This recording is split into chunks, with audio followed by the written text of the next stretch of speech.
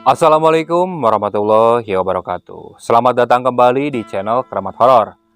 Gimana kabarnya para penonton dari channel Keramat Horor ini? Semoga kalian selalu diberikan kesehatan.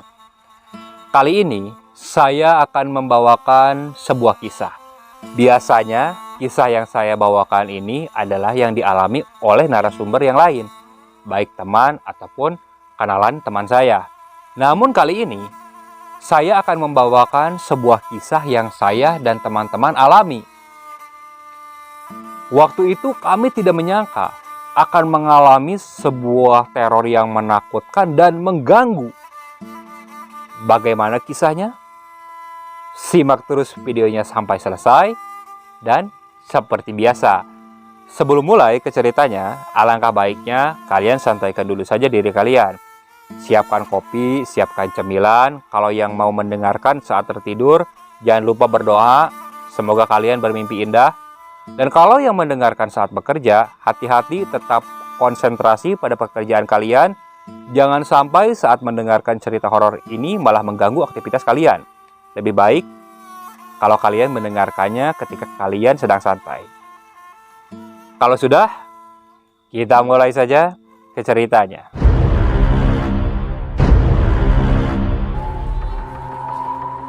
Pada tahun 2005, waktu itu kami bertiga berencana untuk camping di Curug Sabuk di daerah Sumedang. Rencananya, kami ini akan camping pada hari Rabu dan pulang pada hari Kamis. Kami sengaja mengambil waktu di hari kerja, supaya di sana sepi pengunjung. Jadi kami bisa benar-benar menikmati suasana alam. Singkat cerita, waktu yang ditunggu pun tiba. Teman-temanku berkumpul di rumahku. Setelah semua perlengkapan siap, kami mulai berangkat. Aku membonceng Budi, sedangkan Dadan membonceng Arif. Kami berangkat menggunakan 2 sepeda motor. Singkat cerita, setelah melewati alun-alun Sumedang, kita membelokkan motor ke arah Gunung Puyuh. Di situ kita terus saja melajukan motor ke arah Nangorak. Dan di Nangorak, aku mempunyai seorang teman. Rencananya kami akan menitipkan motor di temanku itu. Setelah sampai di rumah teman, aku berbincang-bincang sebentar. Setelah itu kami langsung menitipkan motor dan melanjutkan perjalanan. Setelah cukup jauh berjalan melewati rumah-rumah warga dan area pesawahan, akhirnya kami mulai berjalan di pinggir jalan irigasi. Setelah melewati jalan irigasi ini, kita mulai masuk ke area hutan. Suasananya sudah benar-benar berbeda. Cukup sejuk, cukup tenang, dan banyak terdengar suara-suara binatang hutan. Suasana ini yang benar-benar membuat pikiran tenang. Walaupun badan terasa capek, tapi dengan suasana seperti ini, rasa lelah dan capek itu seakan tersingkirkan. Setelah berjalan cukup jauh, akhirnya kami sampai di sebuah sungai kecil. Kita harus melewati sungai itu dan ekstra hati-hati karena jalanannya cukup licin. Kami sempat berdiam dulu di sungai tersebut. Dan dari atas kami melihat ada 8 orang yang hendak turun. Kami sempat bertegur sapa dengan orang-orang tersebut. Sepertinya mereka tidak camping, hanya bermain saja. Setelah beristirahat sejenak, kami mulai melajukan langkah kami. Jalanannya cukup menanjak. Di situ kami harus benar hati-hati. Karena wilayah Curug Sabuk ini masuk ke hutan Karembi. Dan di sana masih banyak habitat hewan liar. Setelah menempuh perjalanan yang lumayan jauh, akhirnya kami sampai di Curug Sabuk. Tampak pemandangan yang cukup indah. Rasa lelah, rasa capek seakan hilang setelah melihat pemandangan yang seperti itu. Apalagi mendengar suara air dan deru air dari curug yang menimbulkan suara yang cukup khas. Benar-benar membuat telinga ini sangat nyaman mendengarnya. Setelah bersantai sejenak, kami lalu mencari tempat untuk mendirikan tenda. Kami memutuskan untuk mendirikan tenda itu di dekat curug. Namun tempat tersebut tidak terkena oleh cipratan air. Setelah sampai di sana, kami melihat tempat tersebut sepertinya baru digunakan oleh orang. Karena kulihat ada bekas pembakaran api. Dan itu masih berasap. Singkat cerita, kami langsung mendirikan tenda. Setelah tenda berdiri, kami kembali bersantai sambil menikmati suasana. Sampai tak terasa, waktu sudah malam. Di situ kami langsung bersiap untuk memasak. Karena dari tadi siang, kami semua belum makan. Karena ada kayu bakar yang tersisa bekas tadi pengunjung yang datang, kami memanfaatkannya saja. Kami mulai memasak. Setelah masakan matang, kami langsung makan. Selesai makan, kami berbincang sambil ngopi. Entah pukul berapa, kayu bakar yang tersedia sudah mulai habis. Suasana pun benar-benar terasa sangat dingin. Waktu itu, aku dan Dadan memutuskan untuk mencari kayu bakar. Dan di tenda dijaga oleh Arif dan Budi. Aku membawa senter dan Dadan lalu berjalan ke belakang tenda. Di situ kami mulai mengumpulkan kayu bakar yang tergeletak. Tiba-tiba, aku dikagetkan oleh Dadan yang menunjukkan sesuatu. "Dek, ini apaan ya?" "Mana?" Aku soroti benda yang ditunjukkan oleh Dadan. Benda tersebut cukup aneh. Benda itu tongkat, bawahnya seperti ada injuknya, dan di atasnya itu ada batok kelapa. "Udah Dan, buang aja. Tahu benda apaan itu?" ucapku. Dan saat Dadan membuang benda tersebut, di belakang Dadan, berjarak sekitar 4 meter, aku melihat ada seorang nenek-nenek.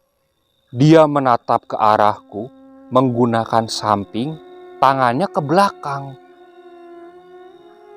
Matanya menatap tajam. Di situ aku langsung berpikir cepat. Aku yakin nenek-nenek itu bukan manusia. Kalau memang manusia, sedang apa dia di sini? Sedangkan tempat ini cukup jauh dari pemukiman warga. Kalau sedang mencari kayu bakar juga, ini sudah bukan waktunya. Lekas-lekas aku memanggil Dadan. "Dan, udah Dan, cukup Dan segitu. Ayo ah." Kulihat sosok tersebut masih terdiam. Cepat-cepat aku menarik Dadan. Setelah itu kami berjalan menuju tenda. Aku kembali melihat ke arah nenek-nenek itu. Sosok itu sudah menghilang. Aku sengaja tidak menceritakan apa yang kulihat di sana, supaya teman-temanku tidak memiliki sugesti yang lain-lain di tempat tersebut. Khawatirnya ketika aku menceritakan, malah mereka menjadi ketakutan. Dan sosok yang kulihat itu malah semakin jadi untuk menampakkan wujudnya. Malam itu, kami menikmati malam seperti biasa. Sosok nenek-nenek itu pun tidak kembali terlihat. Hingga esok pun tiba. Setelah ngopi, kami mandi dan bermain di curug tersebut. Sampai akhirnya kami puas. Setelah kami puas, tepat kulihat matahari sudah berada di tengah. Kami memutuskan untuk pulang. Bergegas kami membereskan tenda. Tak lupa, sampah yang kami buang pun kami kumpulkan, supaya di tempat tersebut kami tidak meninggalkan sampah. Kami mulai berjalan pulang melewati hutan-hutan. Singkat cerita, kami sudah sampai di rumah masing-masing. Dadan, Budi, Arif, mereka juga sudah pulang ke rumahnya. Aku waktu itu tinggal sendirian. Orang tuaku berada di Bandung, sedangkan kakak laki-lakiku sedang kerja di Cikarang. Rumah itu aku tempati sendiri. Ada 3 kamar. 2 kamar kosong yang biasa ditempati oleh kakakku dan ibuku. Sedangkan aku menempati kamar paling depan. Di kamarku itu ada sebuah jendela. Jendela panjang yang langsung mengarah keluar. Dan sebuah pintu yang mengarah ke ruang tamu. Hari itu, tepat pukul 4, aku masih belum mengantuk. Aku berdiam diri sambil mendengarkan musik. Dan tanpa sadar, lama-kelamaan aku mulai tertidur. Dan saat aku terbangun, kulihat jam menunjukkan pukul 8 malam. Bergegas waktu itu, aku langsung membersihkan diri dan makan. Kebetulan, semenjak pulang dari Curug, aku belum sempat makan. Setelah selesai makan, aku kembali ke kamar. Aku berniat untuk melanjutkan tidurku. Baru sekitar 15 menit aku memejamkan mata. Aku mendengar jendela kamarku yang mengarah keluar. Seperti ada yang memukul menggunakan sapu. Suaranya cukup jelas. Aku bangkit dari ranjangku dan berjalan menuju jendela. Karena aku pikir itu adalah temanku. Teman-temanku mempunyai sebuah kebiasaan. Ketika mereka bertamu ke rumah, mereka akan mengetok jendela kamar, tidak mengetok pintu. Aku buka gorden jendela tersebut. Dan saat aku lihat, di luar tak ada siapapun. Penasaran, aku buka jendela tersebut. Aku mengintip keluar. Setelah aku lihat sekeliling, di luar benar-benar sepi. Tak ada siapapun di sana. Bergegas, aku tutup kembali jendela. Gorden pun aku tutup. Lampu kamar aku matikan. Sedangkan lampu luar tetap menyala. Logikanya, kalau ada orang mengendap ataupun mengetuk jendela, bayangannya pasti akan terlihat. Belum sempat aku merebahkan diri di ranjang, suara itu kembali. Namun aku tidak melihat ada bayangan di sana. Dengan cepat, aku loncat ke arah jendela dan aku buka dengan cepat gorden tersebut. Dan saat aku buka, di luar benar-benar sepi, tak ada siapapun. Merasakan ada sesuatu yang tidak beres. Bergegas waktu itu, aku langsung tutup gorden. Aku langsung berjalan ke arah ranjang dan aku merebahkan diri. Di situ, suara pukulan sapu lidi ke jendela kembali terulang. Namun kali ini aku biarkan saja. Aku paksakan mata untuk terpejam. Suara itu terus saja berulang, entah sampai pukul berapa. Namun yang pasti, mataku berhasil terpejam dan aku tertidur. Hingga esok hari aku bangun. Kebetulan hari itu hari Jumat dan aku ada sebuah pekerjaan. Bergegas waktu itu, aku berangkat ke sebuah tempat untuk menyelesaikan pekerjaanku. Hingga pada pukul 7:30 malam, aku pulang ke rumah. Saat pulang ke rumah, karena benar-benar lelah, aku langsung tertidur. Saat memejamkan mata ini, aku terbangun. Aku terbangun saat mendengar suara pukulan sapu lidi itu di jendela. Lama-kelamaan, aku benar-benar risih waktu itu. Aku bangun, kulihat ke arah jendela. Karena lampu mati dan kondisi lampu luar menyala, jelas-jelas kalau ada orang yang iseng, pasti bayangannya terlihat. Ini tidak sama sekali, tapi suara itu kembali terdengar. Karena sudah benar-benar dongkol, aku berjalan ke arah jendela. Aku buka gorden sekalian. Aku duduk di pinggir ranjang sambil menatap ke arah jendela. Namun suara itu tidak kembali terdengar. Aku terus saja menatap ke jendela. Suara itu benar-benar tak terulang kembali. Aku berjalan kembali ke jendela untuk menutup gorden. Dan saat aku menutup gordeng ini, suara itu kembali terdengar. Akhirnya aku biarkan saja. Entah sampai pukul berapa. Yang pasti, aku kembali tertidur. Dan esok hari ketika aku bangun, aku melihat ponsel. Ada beberapa pesan. Dan saat ku baca, salah satu pesan itu dari temanku Dadan. Di dalam pesannya, dia menceritakan bahwa sudah 2 malam jendela kamarnya seperti ada yang memukul menggunakan sapu lidi. Kok bisa Dadan mengalami hal yang sama? Belum aku balas pesan dari Dadan, aku buka pesan yang lain. Dan pesan yang lain itu berasal dari Budi dan Arif. Bahkan Arif sempat mengirim 5 pesan. Kulihat pesannya sama. Mereka mengabari bahwa selama 2 malam mereka mengalami jendela kamar mereka seperti dipukul menggunakan sapu lidi. Bahkan Arif pada pukul 2 malam dia mengirimi pesan kepadaku, menceritakan bahwa pukulan itu terus saja berulang. Namun anehnya, orang tuanya yang di rumahnya itu tidak bisa mendengar suara tersebut. Merasa ada sesuatu yang aneh, akhirnya kami berempat memutuskan untuk bertemu di suatu tempat. Singkat cerita, siang hari kami berempat bertemu. Aku langsung bertanya kepada teman-temanku, apakah mereka pernah melakukan suatu kesalahan ketika ke Curug? Mereka semua menggeleng, bahkan kencing sembarangan pun tidak.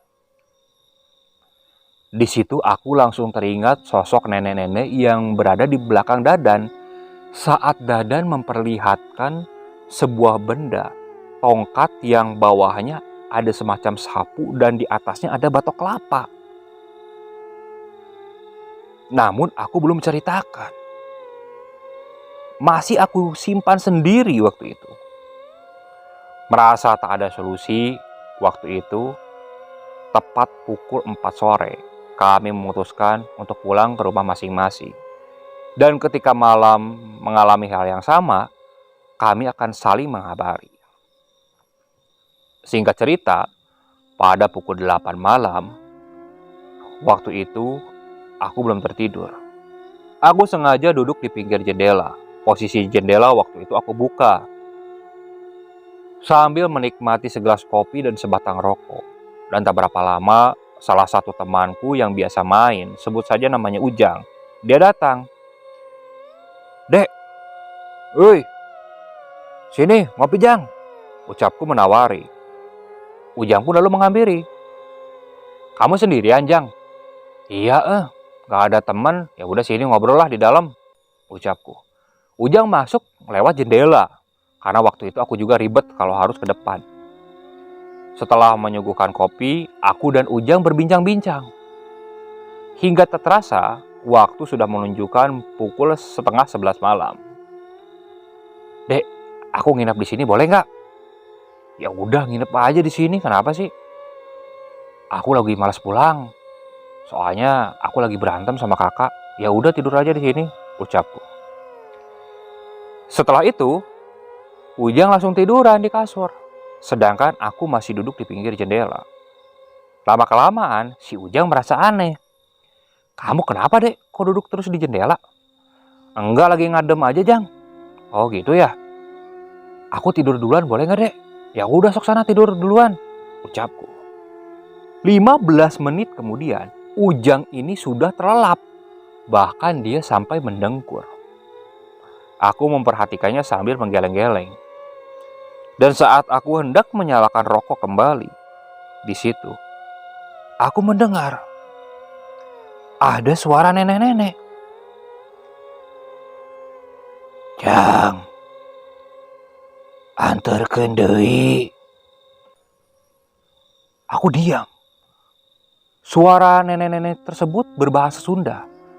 Kalau di bahasa Indonesiakannya, "Nak, tolong antar lagi." Aku diam. Aku belum melihat sosoknya. Dan tak berapa lama aku dikagetkan. Posisi jendela yang dibuka tersebut seperti dipukul menggunakan lidi. Otomatis aku langsung melihat ke arah jendela yang terbuka tersebut. Sekitar 5 meteran dari jendela aku melihat ada sesosok nenek-nenek. Tangan kanannya memegangi sebuah sapu. Dia menatap ke arahku. Dan setelah aku lihat secara detail, nenek-nenek itu sama persis dengan nenek-nenek yang aku lihat di Curug. Dan kembali dia berucap, "Jang, antarkeun deui." Astagfirullah. Astagfirullah ucapku waktu itu. Aku memejamkan mata sambil berdoa. Dan saat aku buka kembali mata, sosok itu sudah tidak ada. Kupastikan melihat keluar kembali. Sosok itu sudah benar-benar tidak ada. Aku tutup jendela. Aku kunci, gordengnya pun aku tutup. Aku tiduran di samping Ujang. Di situ aku kembali berpikir, maksudnya apa minta diantarkan lagi? Memang kami mengajaknya pulang, pikirku waktu itu. Dan tak berapa lama, di sudut kamar, aku mendengar, "Jang, antarkeun deui." Sontak aku langsung menoleh ke sudut kamar. Dan kulihat di sudut kamar, nenek-nenek itu sudah berdiri. Otomatis aku langsung bangkit waktu itu. Aku kumpulkan keberanian. Aku tanya, "Bismillahirrahmanirrahim. Maksudnya apa, Nek?" Ucapku bertanya kepada sosok itu.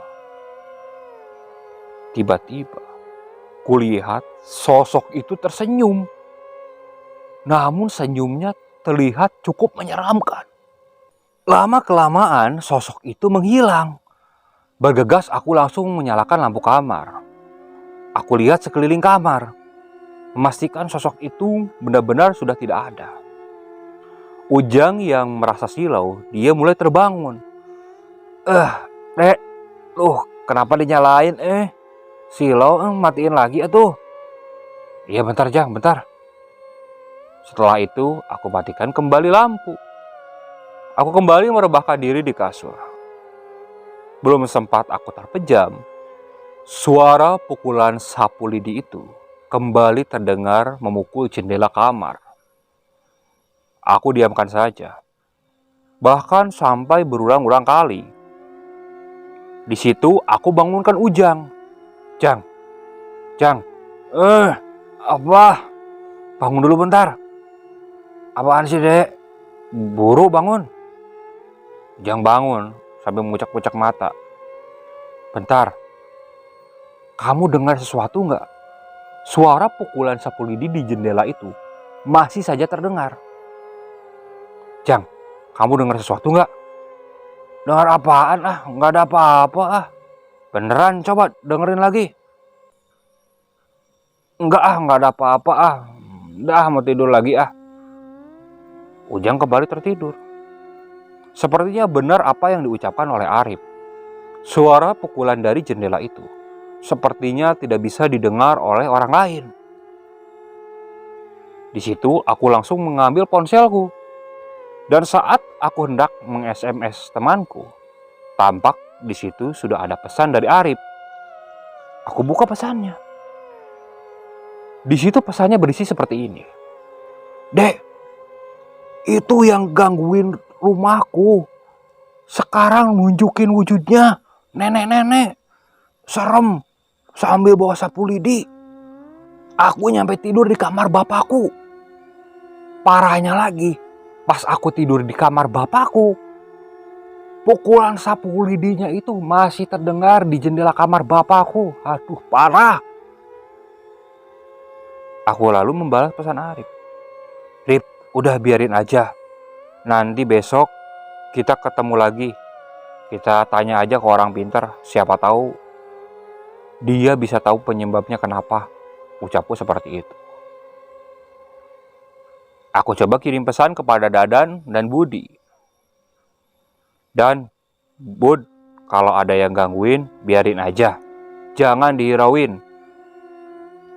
Isi pesanku seperti itu. Setelah itu, aku kembali tertidur, walaupun suara pukulan sapu lidi itu masih terus saja terdengar. Hingga esok pun tiba. Waktu itu, Ujang langsung pulang ke rumahnya. Aku langsung mengabari ketiga temanku. Singkat cerita, kami kembali berkumpul. Di situ, aku mulai menceritakan apa yang aku lihat di sana. Teman-temanku kaget. Loh, kok kamu gak ngomong, Dek? Sengaja aku gak ngomong, biar gak jadi sugesti. Kamu tahu sendiri kan, kalau namanya di alam bebas seperti apa. Kalau kita ngelihat sesuatu terus kita ceritain, takutnya sosok itu malah gangguin. Tapi tetap aja kan, sekarang sosok itu gangguin. Nah itu yang jadi masalah. Apa kita pernah berbuat salah di sana? Perasaan enggak. Kita datang biasa aja, ngambil kayu bakar. Iya juga ya. Gini aja deh. Kakekku kan orangnya agak bisa. Kita tanya ke kakekku, ucap si Budi waktu itu. Ya udahlah, kita ke sana sekarang. Kami pun langsung menuju rumah kakeknya Budi. Sesampainya di sana, kami langsung menceritakan semua yang kami alami. Waktu itu pukul 11 siang. Di situ, kakek Budi langsung menjelaskan. Kalian ini diikutin dari sana. Kok bisa, Bah? Kok bisa diikutin? Kalian ngerasa nggak ngondang? Enggak ah, ngapain ngondang kayak gituan? Masalahnya gini, katanya kalian itu main jelangkung dan ngondang sosok ini. Enggak, Bah, enggak. Bentar. Kakeknya Budi seperti memejamkan mata. Dia seakan seperti berkomunikasi dengan sesuatu. Kami berempat hanya terdiam waktu itu. Ada sekitar 5 menitan. Setelah itu, kakek Budi kembali membuka mata. Gini nih mah. Kayaknya kalian cuma kena getahnya perbuatan orang. Maksudnya gimana, Bah? Sebelum kalian datang, ada orang lain yang datang kan? Iya, Bah, ada. Tapi kita ketemunya pas di jalan. Kita mau naik, dia mau turun. Nah, kayaknya orang yang pulang itu main jelangkung. Di situ aku langsung ingat benda yang ditemukan oleh Dadan. Oh iya, Bah. Aku ingat Dadan pernah nemuin benda. Ingat kamu nggak, Dan?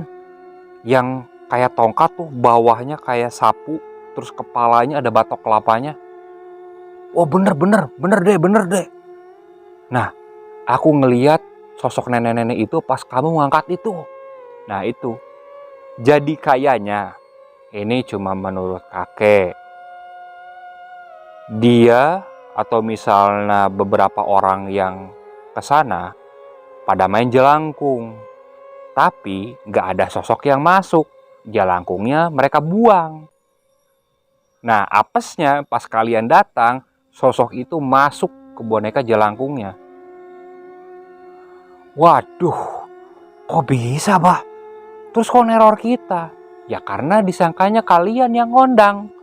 Karena di tempat itu gak ada orang lain kan selain kalian. Iya juga, Bah. Terus gimana solusinya, Bah? Anterin. Gimana cara nganterinnya, Bah? Nih, Abah nanti ibaratin sosok itu ke sebuah benda. Biar sosok itu masuk ke benda ini. Nah, kalian harus berangkat lagi ke sana, harus anterin. Kami semua, Bah. Ya iya, kalau yang nggak ikut, ya itu yang masih diteror. Gak ada solusi lain, Bah? Gak ada. Dan ini harus dianterin sekarang. Aku lihat jam waktu itu. Jam menunjukkan hampir pukul setengah 12.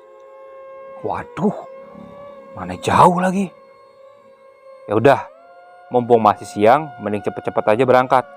Waktu itu, kakeknya Budi memberikan satu koin uang 500 rupiah yang berwarna kuning. Nih, nanti buang di sana. Bergegas waktu itu, kami langsung pamit dan langsung pergi ke sana. Bahkan kami tidak sempat untuk membawa perlengkapan. Yang penting waktu itu kami cepat sampai ke sana dan lekas pulang lagi. Namun nyatanya di sepanjang perjalanan dari rumah kakeknya Budi menuju Nangorak, motor kami mengalami beberapa masalah. Dari mulai pecah ban lah, mogok mendadak lah. Kami waktu itu benar-benar pusing. Hingga akhirnya kami sampai di Nangorak itu pada pukul 3 sore. Sesampainya di Nangorak, kami langsung menitipkan motor di rumah temanku. Temanku waktu itu melihat kami agak aneh. Karena kami berangkat ke curug itu seperti terburu-buru dan tanpa membawa perlengkapan.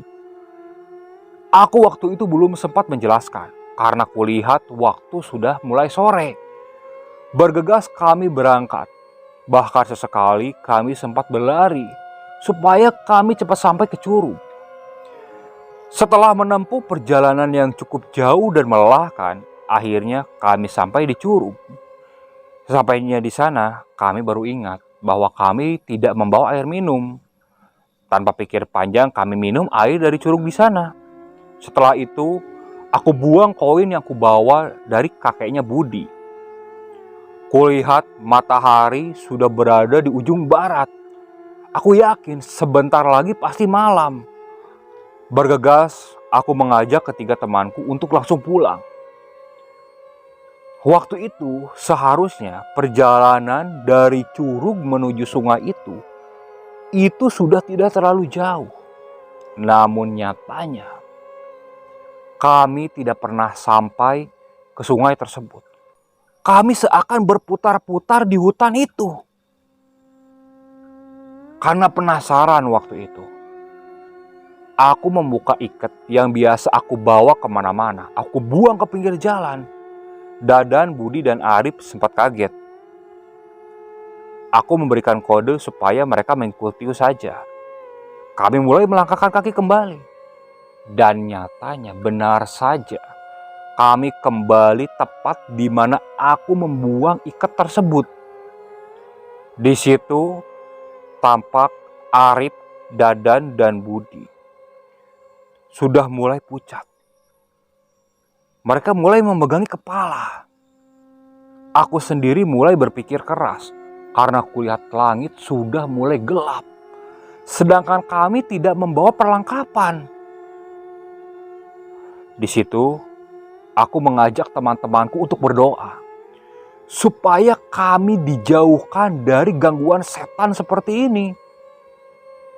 Kami langsung memejamkan mata dan berdoa dengan doa yang kami bisa.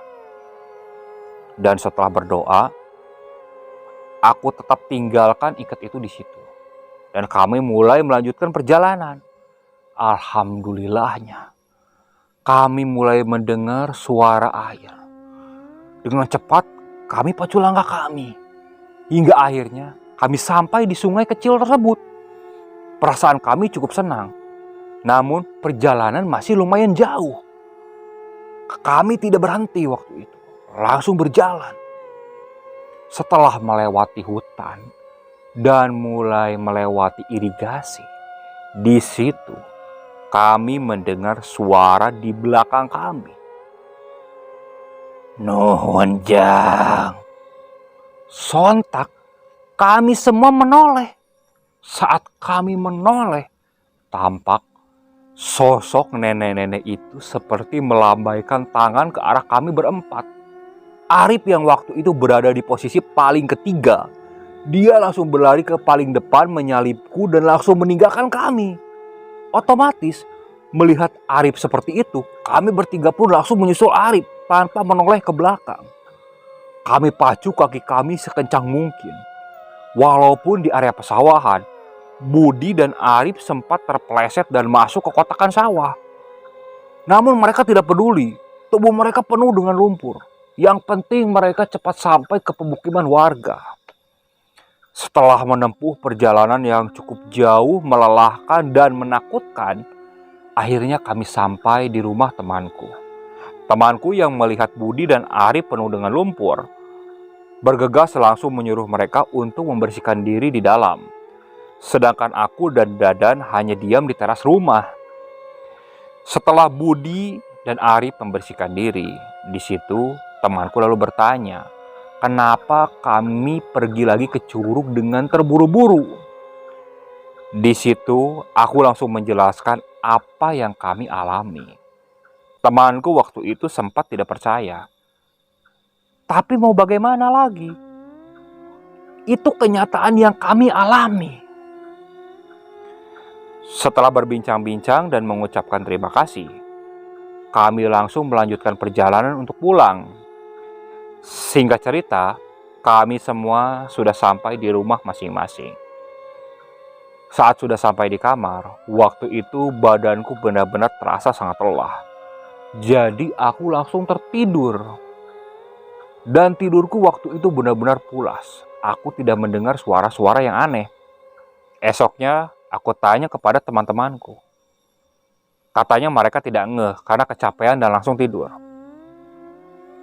Besok malamnya masih penasaran. Kali ini aku tidak tidur. Sengaja aku diam. Namun sampai pukul 12 malam, aku tidak mendengar kembali suara pukulan sapu lidi tersebut. Jadi, teror itu sudah usai. Jujur saja, kalau disebutkan kesal, aku sendiri kesal. Kenapa? Kami tidak berbuat apa-apa. Tapi kenapa harus mengalami teror? Harusnya yang mengalami teror itu ya itu yang main jalangkung. Seperti itu perasaanku waktu itu. Tapi mau dikata seperti apa lagi?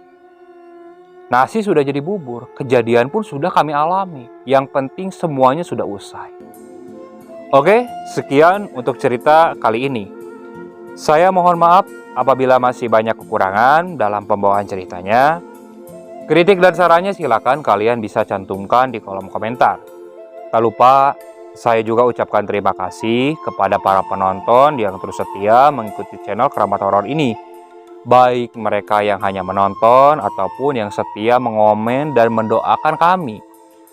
Semoga kalian selalu diberikan kesehatan, dilancarkan rezekinya, dan dijauhi dari mara bahaya. Dan bagi para penonton yang masih belum subscribe, alangkah baiknya kalian klik tombol subscribe-nya supaya kami bisa terus bersemangat untuk membawakan cerita-cerita lainnya. Terus ikuti cerita yang dibawakan oleh channel Keramat Horor ini. Assalamualaikum warahmatullahi wabarakatuh.